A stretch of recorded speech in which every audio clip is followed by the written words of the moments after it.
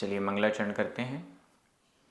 बहुसत्थ अर्थ जाने, संजम सम्मत शुद्ध तव यरणे, वंदिता आयरिये कसाय मलवज्जिदे शुद्धे। बोलिए श्री 1008 महावीर भगवान की जय। आचार्य श्री कुंद कुंद स्वामी की जय। आचार्य गुरुवर विद्यासागर समय सागर जी महाराज की जय। मुनिपुंगव श्री 108 सुधा सागर जी महाराज की जय। हम सभी बड़े ही सौभाग्यशाली हैं जो हमें अट्ठ पाहुड़ जैसे महान ग्रंथ के अध्ययन का अवसर मिल रहा है। बोध पाहुड़ चल रहा है, यह चौथा पाहुड़ है। इसमें 11 अधिकारों का वर्णन है और हम अरिहंत अधिकार में पहुंच चुके हैं। अरिहंत अधिकार में आज हम क्रमशः 2 गाथाओं का अध्ययन करेंगे। गाथा क्रमांक 31 और 32। ये गाथाएं बेहद महत्वपूर्ण हैं। अरिहंत भगवान की पहचान, अरिहंत भगवान की स्थापना किस दृष्टि से है, यह सब वर्णन हमें इन गाथाओं में मिलेगा और बड़ा सैद्धांतिक विवेचन यहाँ प्रारंभ हो रहा है। चलिए शुरू करते हैं। गाथा क्रमांक 31। उच्चारण। गुण गुण, ठाण ठाण, मग्गणेहि मग्गणेहि, गुण ठाण मग्गणेहिम। हमें छोटी की मात्रा और बिंदी है तो हिम ऐसा उच्चारण भी कर सकते हैं और कई बार उसका आधे ना के रूप में भी उच्चारण हो जाता है। गुण ठाण मग्गणेहिम। य पज्जति आधजा पुरजा, पज्जति आधता पुरता। पाण जीव ठाणेहिम, पज्जति पाण जीव ठाणेहिम। ठावण ठावण, पंचविहेहिम पंचविहेहिम। पणयव्वा पणयव्वा आधावा पुरावा, पणयव्वा। अरुह अरुह, पुरीसस्स पुरीसस्स। गुणठाण मग्गणेहि य, गुणठाण मग्गणेहि य, पज्जति पाण जीव ठाणेहिम, पज्जति पाण जीव ठाणेहिम। ठावण पंचविहेहिम, ठावण पंचविहेहिम। पणयव्वा अरुह पुरीसस्स, पणयव्वा अरुह पुरीसस्स। बड़ी अच्छी गाथा है, थोड़ी सी कठिन हो सकती है, सैद्धांतिक दृष्टि इसमें आ रही है। चौथा चरण है पणयव्वा अरुह पुरीसस्स। अरुह अरुह अरिहंत, अरुह अरिहंत। पहले भी कहा गया अरहंत, अरिहंत और अरुहंत, ये सभी तीनों शब्द एक ही अर्थ के वाचक हैं। अरुह पुरीसस्स, अरुह पुरुष के, अरिहंत के, अरिहंत परमेष्ठी के ठावण स्थापना, ठावण स्थापना। पंचविहेहिम 5 प्रकार की, पंचविह 5 प्रकार, पंचविह 5 प्रकार। ठावण स्थापना, पंचविहेहि 5 प्रकारों से ठावण स्थापना। अरुह पुरीसस्स, अरिहंत पुरुष की, अरिहंत की। पणयव्वा जानना चाहिए, लगा लेनी चाहिए, समझ लेनी चाहिए। ये 5 प्रकार की स्थापना है जो अरुह पुरीसस्स अरिहंत पुरुष की है, ऐसा पणयव्वा जानना चाहिए, उसको लगा लेना चाहिए, योजित कर लेना चाहिए। पणयव्वा, यह विधि कृदंत का प्रयोग है और इसमें यव्व प्रत्यय लगा हुआ है। विधि कृदंत में अव्व, यव्व, तव्व, दव्व और णीय प्रत्ययों का प्रयोग होता है और भी अन्य प्रत्ययों का प्रयोग होता है। तो यहाँ पर पणयव्वा, पणयव्वा योजना कर लेनी चाहिए, समझ लेना चाहिए कि गुण स्थान में कौन से गुण स्थान पर हैं अरिहंत भगवान, मार्गणा स्थानों में अलग अलग कौन कौन सी मार्गणाएं हैं, ऐसा योजना कर लेना चाहिए, समझ लेना चाहिए। आगे इन सब को और विश्लेषित किया जाएगा, गुण स्थान कौन से, मार्गणा स्थान कौन से इत्यादि, ये सब आगे गाथाओं में विश्लेषण आने वाला है। अरोह पुरिसस्स पंचविहेहि ठावण पणयव्वा, आरोह पुरुष के अरिहंत के 5 प्रकारों से स्थापना योजना कर लेनी चाहिए, लगा लेनी चाहिए। वो 5 प्रकार कौन से हैं? ऊपर वाली लाइन में सबसे पहला गुणठाण मग्गणेहि, गुणठाण गुण स्थान, ये सबसे पहला हुआ। गुण स्थानों की अपेक्षा से अरिहंत भगवान कौन से गुण स्थान में हैं, यह योजना कर लेनी चाहिए, यह समझ लेना चाहिए। गुण स्थानों की अपेक्षा से गुण स्थानों के द्वारा अरिहंत पुरुष की योजना कर लेनी चाहिए, गुण स्थानों के द्वारा अरिहंत भगवान की पहचान कर लेनी चाहिए। यह स्थापना है, ये 5 प्रकार की स्थापना है। सबसे पहली हुई गुण स्थान, दूसरे नंबर पर मग्गणेहि, मग्गण मार्गणा, मार्गणा स्थान, मार्गणा स्थानों के द्वारा भी अरिहंत पुरुष की स्थापना पहचान कर लेनी चाहिए, योजना कर लेनी चाहिए। कौन से मार्गणा स्थान पर अरिहंत भगवान कौन से मार्गणा स्थान पर हैं, आगे इसका वर्णन आएगा तब अपन डिटेल से देखेंगे। यह और पज्जति पाण जीव ठाणे ही, पज्जति पर्याप्ति, पर्याप्तियाँ, 6 प्रकार की पर्याप्तियाँ होती हैं। इन पर्याप्तियों के द्वारा पाण प्राण, इन प्राणों के द्वारा जीव ठाणे ही और जीव स्थानों के द्वारा, गुण स्थान को ही, इन गुण स्थानों में जो जीव रहते हैं उनको जीव स्थान कहते हैं। जीव स्थानों के द्वारा गुण स्थान, मार्गणा स्थान, पर्याप्ति, प्राण और जीव स्थानों के द्वारा इन 5 प्रकार से अरुह पुरुष की, अरिहंत की ठावण स्थापना पणयव्वा योजनीय है, लगाने योग्य है, समझने योग्य है।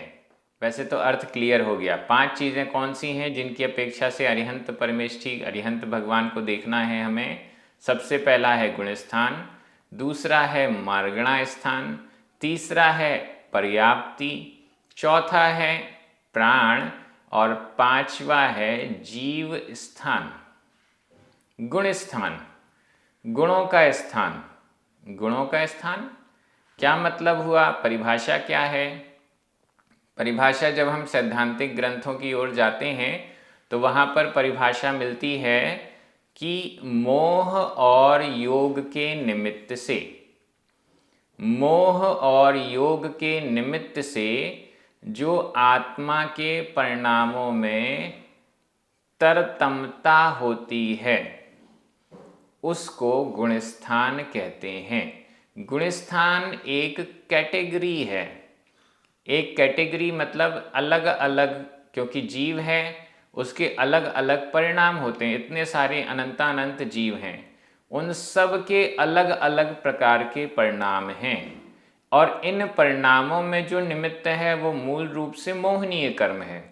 तो मोहनीय कर्म के निमित्त में और योग, मोह और योग के निमित्त से, मोह और योग का क्या सेटलमेंट चल रहा है, मोह और योग किस प्रकार से जीव में हैं, उसको देखकर उसकी अलग अलग कैटेगरी बनाई गई, जिसका नाम गुणस्थान रखा गया। ये 14 गुणस्थान होते हैं। इनमें पहला गुणस्थान मिथ्यात्व, मिथ्या दृष्टि जीव होते हैं। दूसरा सासाधन सम्यक्त्व, इस सम्यक दर्शन से तो छूट गया लेकिन अभी मिथ्यात्व में नहीं पहुंचा है, यह बीच की अवस्था है, सासाधन सम्यक्त्व भी इसे कहते हैं। तीसरा है मिश्र, सम्यक दर्शन और मिथ्या दर्शन दोनों मिक्स है, ये तीसरा मिश्र गुणस्थान। चौथा गुणस्थान है अविरत सम्यक्त्व, सम्यक दर्शन तो है लेकिन व्रत नहीं है, चारित्र नहीं है, अविरत सम्यक्त्व चौथा गुणस्थान। चारों गति के जीव 1 से लेकर 4 तक गुणस्थान में रहते ही रहते हैं, मतलब पाए जाते हैं। देवगति के और नरक गति के जीव भी चौथे गुणस्थान तक होते हैं, इससे ऊपर वो नहीं जा सकते। पांचवा गुणस्थान विरता विरत या संयता संयत, देश संयमियों का गुणस्थान, जिन्होंने देश संयम अणुव्रत धारण कर लिए हैं, प्रतिमाएं धारण कर ली हैं, 2 प्रतिमा से लेकर 11वीं प्रतिमा तक। आरिका माता जी ये सभी पंचम गुणस्थान वर्ती होते हैं। महिलाएं 5वें गुणस्थान से ऊपर नहीं जा सकती। तिर्यंच 5वें गुणस्थान से ऊपर नहीं जा सकते। 5वें गुणस्थान से ऊपर जो भी हैं वो पुरुष और दिगंबर मुनि ही होते हैं। 6वां गुणस्थान प्रमत्त विरत, प्रमाद सहित विरत यानी संयम, प्रमाद सहित संयम का गुणस्थान 6वां। प्रमाद रहित गुणस्थान 7वां विरत, अप्रमत्त विरत, प्रमाद रहित विरत हैं, संयमी हैं। इसके बाद 8वां 9वां 10वां 11वां इत्यादि 2 श्रेणियां बन जाती हैं। उपशम श्रेणी मोहिनी कर्म का उपशम करते हुए आगे बढ़ते हैं। छपक श्रेणी मोहिनी कर्म का क्षय करते हुए आगे बढ़ते हैं। तो वह कहलाता है उपशमक और छपक।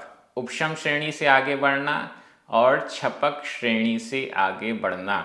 मोहिनी कर्म का उपशम करने वाले जीव 8वें से 9वें 10वें और 11वें गुणस्थान में जाने के बाद वापस नीचे आते हैं। 11 से 10, 9, 8, फिर वही 7 6 7 6 चलने लग जाता है। छपक श्रेणी वाले 8वें से 9वें, 9वें से 10वें और 10वें गुणस्थान के बाद सीधे 12वें गुणस्थान पर पहुंचते हैं। वे छपक श्रेणी वाले हैं, वो वापस नीचे नहीं आते। 8वें गुणस्थान का नाम क्या है? अपूर्व करण। अपूर्व अपूर्व परिणाम हो रहे हैं, अच्छे अच्छे अच्छे और अच्छे परिणाम हो रहे हैं। ऐसे परिणाम जो पूर्व में नहीं हुए हैं, ऐसे परिणाम हो रहे हैं। यह अपूर्व करण 8वां गुणस्थान है। इसकी व्याख्याएं अलग हैं, परिभाषाएं अलग हैं, मैं एकदम शॉर्ट में आपको बता रहा हूँ। 9वां गुणस्थान है अनिवृत्तीकरण। अनिवृत्तीकरण ऐसे परिणाम जो इसके पहले हुए ही नहीं, हालांकि अपूर्व भी वही अर्थ है, लेकिन अनिवृत्ति मतलब एकदम लास्ट मोहनीय कर्म का उपशम हो रहा है, मोहनीय कर्म का क्षय हो रहा है, इतनी हाई डिग्री पे पहुंच गए जो अब लौटना संभव नहीं है। अब तो मोहनीय कर्म का या तो पूरा उपशम ही कर देंगे या पूरा क्षय ही कर देंगे, ऐसे परिणाम बनते जा रहे हैं। हालांकि अगर बीच में मरण होता है तो फिर डायरेक्टली चौथे गुण स्थान में आ जाते हैं, लेकिन छपक श्रेणी वाले का तो मरण होता नहीं है। उपशम श्रेणी वालों का हो सकता है 8वें में, 9वें में, 10वें में भी।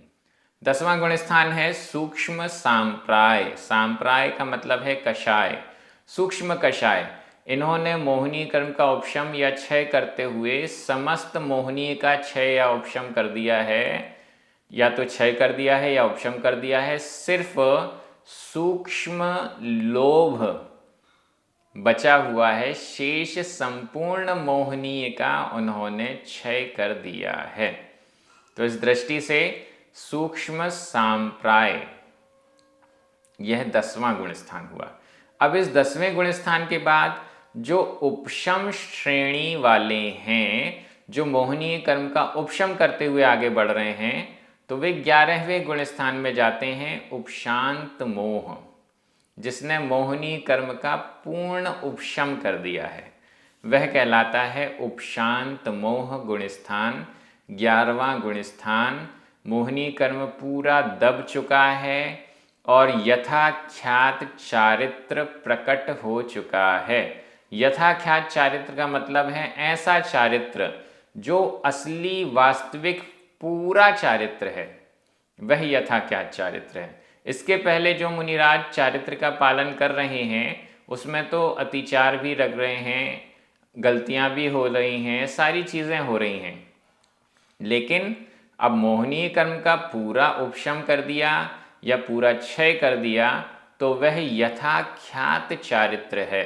जिनेंद्र भगवान ने जैसा स्वरूप चारित्र का बताया, वही स्वरूप प्रकट हो गया है, ऐसा समझना चाहिए। यह 11वां गुण स्थान उपशांत मोह।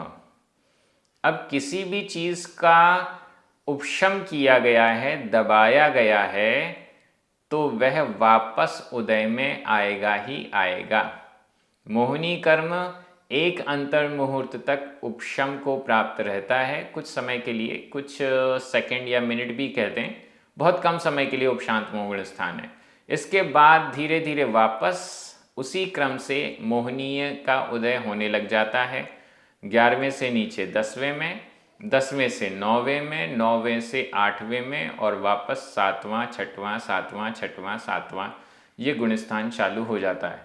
मुनिराज 6वें 7वें गुणस्थान में असंख्यातों बार ऊपर नीचे होते रहते हैं।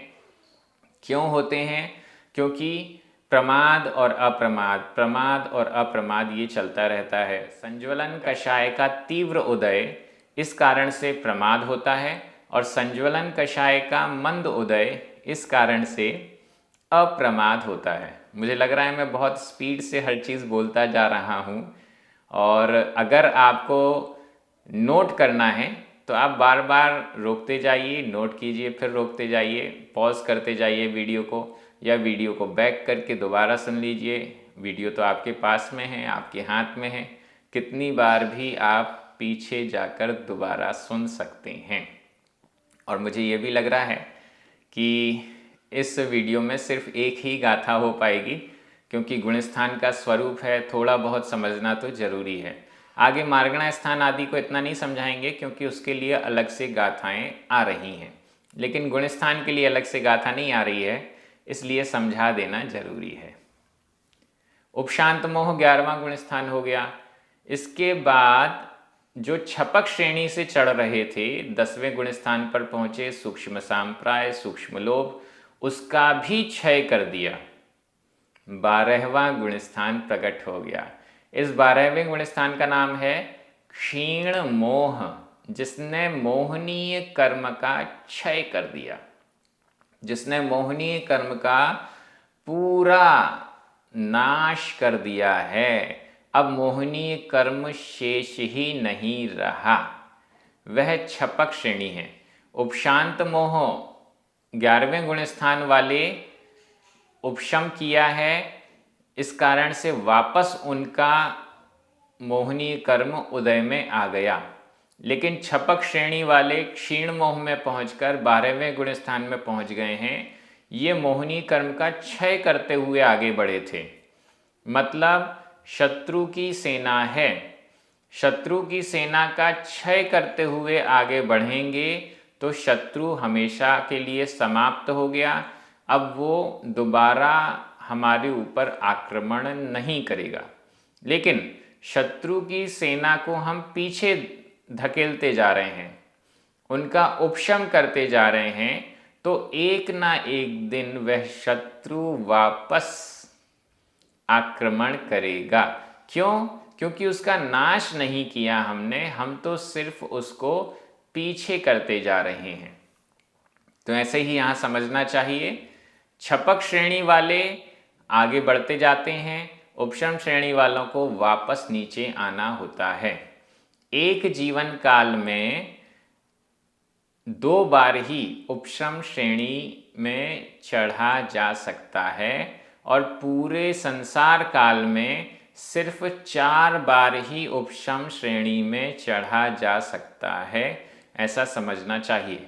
और छपक श्रेणी तो जीवन में 1 बार ही हो गई तो मोक्ष कल्याण हो ही जाएगा। 12वां गुणस्थान हो गया जहाँ पर मोहिनी कर्म पूर्ण रूप से समाप्त हो चुका है। इस गुणस्थान का नाम है क्षीण मोह। इस 12वें गुणस्थान के अंत में शेष 3 घातिया कर्मों का भी नाश हो जाता है। ज्ञानावर्णी, दर्शनावर्णी और अंतराय, इन तीनों का भी नाश हो गया। चारों घातिया कर्म नष्ट हो गए और 13वां गुणस्थान प्रकट हुआ, केवल ज्ञान प्रकट हुआ, सर्वज्ञ हो गए। वीतरागी तो कब हो गए थे? 12वें गुणस्थान में। 11वां और 12वां गुणस्थान वीतराग है, क्योंकि मोहनीय कर्म का नाश कर दिया, राग नष्ट हो गया, वीतराग है। 13वें गुणस्थान में केवल ज्ञान भी प्रकट हुआ तो सर्वज्ञ हो गए। 13वां गुणस्थान का नाम है सयोग केवली। सयोग केवली, केवली केवल ज्ञानी हो गए, लेकिन सयोग, योग सहित, अभी योग है, योग सहित केवली हैं, इसलिए सयोग केवली। ये 13वां गुणस्थान है। इसका समय बहुत बहुत बहुत लंबा हो सकता है। जितनी आयु शेष है वह पूरी आयु अंतिम अंतर मुहूर्त को छोड़ दें, 14वें गुणस्थान के समय को छोड़ दें, तो शेष जितनी आयु है उतनी आयु तक 13वें गुणस्थान में अरिहंत परमेष्ठी रहते हैं। यह 13वां गुणस्थान ही अरिहंत परमेष्ठी का गुणस्थान है। इस 13वें गुणस्थान में तीर्थंकर हों या सामान्य केवली हों, इनकी दिव्य ध्वनि भी खिलती है। इनका एक स्थान से दूसरे स्थान में विहार भी होता है। समव शरण में ये विराजमान होते हैं या गंध कुटी में सामान्य केवली की दृष्टि से विराजमान होते हैं, इनका उपदेश होता है इत्यादि। ये सारे कार्य 13वें गुणस्थान में होते हैं। 13वें गुणस्थान मिनिमम टाइम अंतर्मुहूर्त है। अगर किसी का आयु ही अंतर्मुहूर्त शेष है तो अंतर्मुहूर्त मिनिमम टाइम है, लेकिन मैक्सिमम टाइम 8 वर्ष अंतर्मुहूर्त कम 1 पूर्व कोटि। वैसे तो 2 अंतर्मुहूर्त कम हो जाएंगे, एक शुरू वाला और एक अंतिम वाला, लेकिन वो 2 अंतर्मुहूर्त भी एक ही अंतर्मुहूर्त में गर्भित हो जाते हैं। तो 8 वर्ष अंतर्मुहूर्त कम 1 पूर्व कोटि, इतना लंबा टाइम, 1 करोड़ पूर्व में 8 वर्ष और अंतर्मुहूर्त कम, इतना लंबा टाइम 13वें गुणस्थान का हो सकता है। 13वां गुणस्थान ही अरिहंत परमेष्ठी का गुणस्थान है। अरिहंत परमेष्ठी 13वें सयोग केवली गुणस्थान में पाए जाते हैं।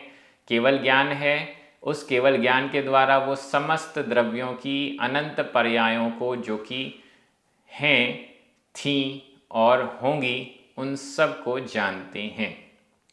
इस दृष्टि से वो केवली भगवान सर्वज्ञ भगवान हैं, जो कुछ भी है उसको जानते हैं। सर्वज्ञ, सर्व को जानने वाले, जो कुछ भी है उसको जानते हैं। कई लोगों का भ्रम हो जाता है, कई लोग कहने लग जाते हैं सर्वज्ञ भगवान जो देखते हैं वो हम करते हैं, क्योंकि उन्होंने तो सब कुछ देख लिया। लेकिन वो देखने वाले हैं, वो देखने वाले हैं। उन्होंने जो देख लिया इस कारण से मुझे वही करना है, यह कारण कार्य संबंध नहीं है। कारण कार्य संबंध होता है कि जो मैं कर रहा हूँ उस कारण से सर्वज्ञ भगवान देख रहे हैं। दोनों में डिफरेंस है, कारण और कार्य का। मिट्टी कारण है और घड़ा उसका कार्य है। मैं जो एक्शन कर रहा हूँ, मैं जो क्रियाएं कर रहा हूँ वो कारण है, और भगवान का देखना, सर्वज्ञ का देखना, यह कार्य है। घड़े से मिट्टी नहीं बनती, मिट्टी से घड़ा बनता है। मैं जो करता हूँ उस करने की क्रिया से भगवान देखते हैं। मैं भगवान की देखने के कारण उनके अधीन नहीं हुआ हूँ। मैं स्वतंत्र हूँ, जीव स्वतंत्र है, प्रत्येक द्रव्य स्वतंत्र है। वो जो क्रिया करती है, जो परिणमन करता है, जीव या अन्य द्रव्य, वह परिवर्तन, वह परिणमन, वह क्रियाएं सर्वज्ञ भगवान के ज्ञान में झलकती हैं। ऐसा कार्य कारण संबंध समझना चाहिए, क्योंकि इस विषय में कई लोग भ्रमित हैं, तो ये भ्रम दूर करना भी जरूरी है। अन्य कभी कोई और प्रकरण आएगा तो इस पर और चर्चा करेंगे। ये 13वां गुण स्थान अरिहंत भगवान सहयोग केवली। इसके बाद 13वें गुण स्थान के अंत में वो योग निरोध करते हैं और 14वां गुण स्थान प्रकट हो जाता है। 14वें गुण स्थान का टाइम बहुत कम है, 5 लघु अक्षर प्रमाण, 5 लघु अक्षर। और वो भी कौन? जो द्वादशांग वाणी का पाठ अंतर मुहूर्त में कर लेते हैं, ऐसे मुनिराज 5 अक्षरों का उच्चारण करें, लघु 5 अक्षरों का उच्चारण करें। उतना समय 14वें गुण स्थान का है, सभी का बराबर है। और इस 14वें गुण स्थान के अंतिम समय में शेष बचे 4 अघातिया कर्मों का पूरा नाश हो जाता है और फिर सिद्ध अवस्था प्रकट हो जाती है। 14वां गुण स्थान पूरा हुआ, सिद्ध अवस्था पूरी हुई, सिद्ध अवस्था प्रकट हुई। 13वां और 14वां दोनों गुण स्थान अरिहंत परमेष्टि का है। 14वें गुण स्थान का नाम है अयोग केवली। वैसे मुख्य रूप से 13वां गुण स्थान बोला जाता है क्योंकि लंबा समय यहाँ पर है। तो इस प्रकार से ये 14 गुण स्थान है। मार्गणा स्थानों की चर्चा आगे आएगी, यहाँ पर उनकी चर्चा नहीं कर रहे। पर्याप्ति, प्राण, इनकी चर्चा भी आगे आएगी। जीव स्थान, गुण स्थानों में जो जीव हैं, जिस जिस गुण स्थान में जो जो जीव है, उस अपेक्षा से उसे ही जीव स्थान कहते हैं। मतलब गुण स्थानों को हमने समझ लिया तो जीव स्थान को भी समझ लिया, ऐसा समझना चाहिए। गुण स्थान ही जीव स्थान है। जीवों का जो समूह है, किस किस गुण स्थान में कौन कौन से टाइप के जीवों का समूह पाया जाता है, वह जीव स्थान है। 1 इंद्री, 2 इंद्री, 3 इंद्री, 4 इंद्री, असैनी, पंचेंद्रिय बहुतायत में पहले गुण स्थान में ही रहते हैं। इसके बाद सैनी पंचेंद्री हैं, ये ऊपर वाले, क्योंकि सैनी पंचेंद्री ही सम्यक दर्शन प्राप्त कर सकता है। इस दृष्टि से ऊपर वाले गुण स्थानों में सैनी पंचेंद्री ही जाते हैं। इन सैनी पंचेंद्रियों में भी आगे चलते जाएं तो चौथे गुण स्थान तक चारों गतियों के जीव पाए जाते हैं। देव गति और नरक गति के जीव भी 1 से लेकर 4 गुण स्थान तक पाए जाते हैं। त्रियंच 1 से 5 गुण स्थान तक पाए जाते हैं। 5वें गुण स्थान से ऊपर त्रियंच गति के जीव नहीं होते। 1 से लेकर 14वें गुण स्थान तक मनुष्य गति के जीव होते हैं। इसमें स्त्रीलिंग और नपुंसक लिंग के जो मनुष्य हैं, मनुष्य गति के जीव, वे सिर्फ 5वें गुण स्थान तक होते हैं, इसके ऊपर नहीं होते। 6वें गुण स्थान से लेकर ऊपर तक सभी द्रव्य की अपेक्षा से पुरुष ही होते हैं, ऐसा समझना चाहिए। दिगंबर ही होते हैं, मुनिराज ही होते हैं, ऐसा समझना चाहिए। 13वां गुण स्थान अरिहंत परमेष्टि का और 14 गुण स्थान से ऊपर सिद्ध परमेष्टि कहलाते हैं। यह सब वर्णन हमें दिमाग में रखना चाहिए। गुण स्थानों के बारे में थोड़ा बहुत समझना तो जरूरी है। गुण स्थानों के नाम और उनका हल्का फुल्का स्वरूप जो मैंने अभी इसमें बताया है, इतना तो आपको याद रहना चाहिए। अगर आपने नोट नहीं किया है तो वापस 10-15 मिनट का वीडियो पीछे जाइए और गुणस्थान के नाम और पूरा स्वरूप एक एक गुणस्थान का वो नोट कीजिए, बहुत अच्छा रहेगा, आगे काम आएगा। गाथा की दृष्टि से एक बार फिर से मैं अर्थ कर रहा हूँ।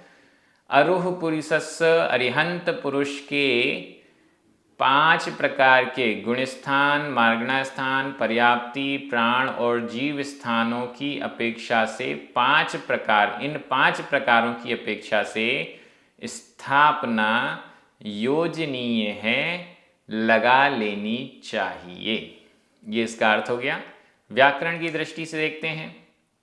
गुणठाण मगणे ही, पज्जति पाण जीव ठाणे ही, पंचविहे ही, इन तीनों में तृतीया विभक्ति का बहुवचन है।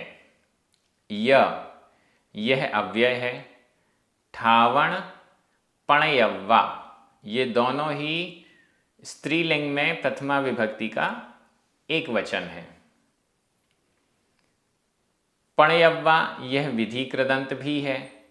अरुह पुरुषस्य षष्ठी विभक्ति का एक वचन है। इस प्रकार से व्याकरण भी हो गई। मैं एक बार हिंदी अर्थ कर रहा हूँ, आपकी नज़र प्राकृत शब्दों पर जानी चाहिए।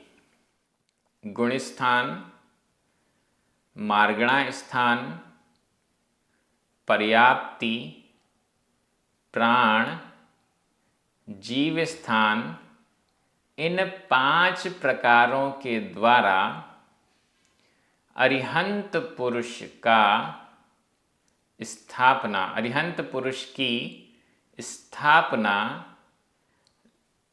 लगानी चाहिए, योजनीय है, लगानी चाहिए, समझ लेनी चाहिए।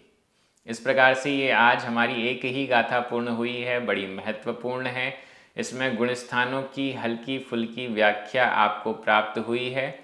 ये सभी लोगों को याद हो जाना चाहिए। 14 गुणस्थानों के इस स्वरूप को जिसने अच्छे से समझ लिया है वो कमेंट बॉक्स में ज़रूर लिखे, क्योंकि अगर हम आगे बड़े ग्रंथों का स्वाध्याय कर रहे हैं तो गुणस्थानों का स्वरूप जानना और समझना बेहद ज़रूरी है। आप सभी प्राकृत भाषा की दृष्टि से ग्रंथ का स्वाध्याय कर रहे हैं, एक एक गाथा, एक एक शब्द को समझ रहे हैं, ये बहुत बहुत बहुत अच्छी बात है। जो भी इस कार्य में सहयोग कर रहे हैं, प्रचार प्रसार कर रहे हैं, उन सभी को बहुत बहुत धन्यवाद।